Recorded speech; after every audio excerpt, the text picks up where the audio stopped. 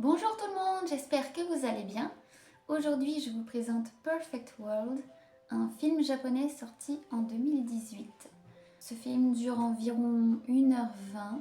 Le genre, c'est de la romance, tranche de vie, jeunesse et drame.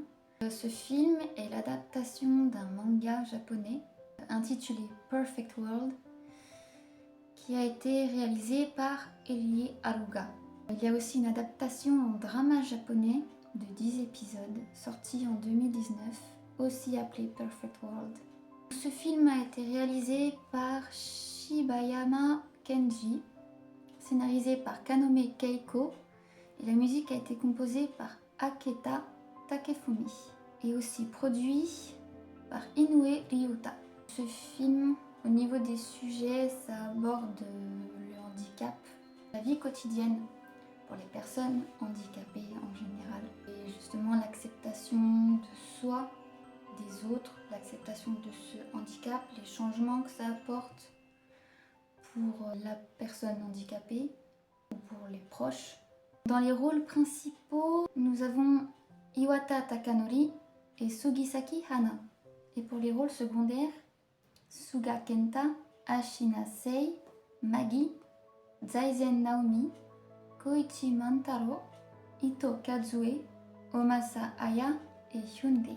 Au lycée, Kawana Tsugumi était amoureuse d'Ayukawa Itsuki, un élève plus âgé. À présent une jeune femme de 24 ans et décoratrice d'intérieur, elle rencontre à nouveau Itsuki, qui quant à lui est devenu architecte dans le cadre du travail. Cependant, après toutes ces années, Itsuki n'est plus le même. Maintenant paraplégique, sa vie est un combat au quotidien malgré sa réussite professionnelle. En revoyant Itsuki, les sentiments de Tsugumi sont ravivés. Elle n'a qu'une envie, vivre le reste de sa vie à ses côtés. Mais Itsuki partagera-t-il ses sentiments et comment leur entourage verra leur relation? Les deux personnages principaux, donc Kawana Tsugumi, c'est une jeune femme de 24 ans. Son caractère, c'est une personne joyeuse, elle est douce, elle est gentille, elle est attentionnée, elle est compréhensive aussi, elle n'est pas dans le jugement. C'est une personne simple, elle n'est pas superficielle du tout, elle a une oreille attentive, elle est facilement à l'écoute des autres. Elle est très mature, elle est honnête et puis elle est forte aussi émotionnellement. Elle a ses propres pensées et opinions, elle ne se laisse pas influencer par les autres. Et malgré le fait qu'elle soit gentille, toute douce comme ça, elle ne laisse pas les autres diriger sa vie non plus. Elle fait ce qu'elle a envie de faire. Ensuite, Ayukawa Itsuki, lui au lycée, c'était le stéréotype de l'élève populaire, apprécié par tout le monde. Très bon joueur de basket aussi, ça aide avec la popularité. Il a réussi à réaliser son rêve de devenir architecte.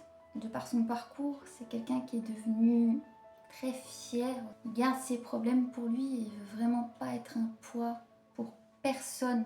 À cause de ça, il se sent indigne d'être heureux parce qu'il refuse vraiment toute relation amoureuse. Il veut vraiment pas être approché, il veut pas de ça.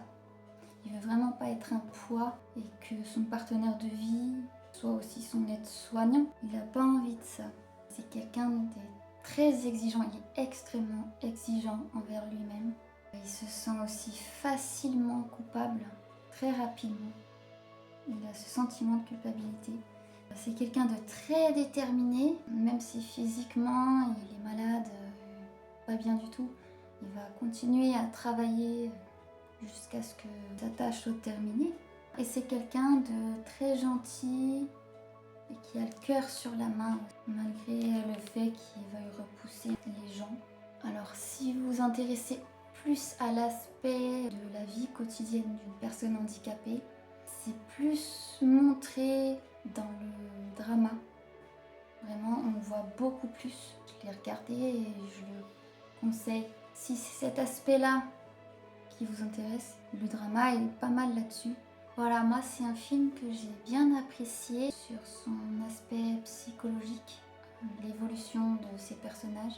J'ai trouvé que c'était vraiment pas mal, que j'ai passé un bon moment à le regarder. C'est à peu près tout. N'oubliez pas, soyez curieux et allez regarder. À bientôt!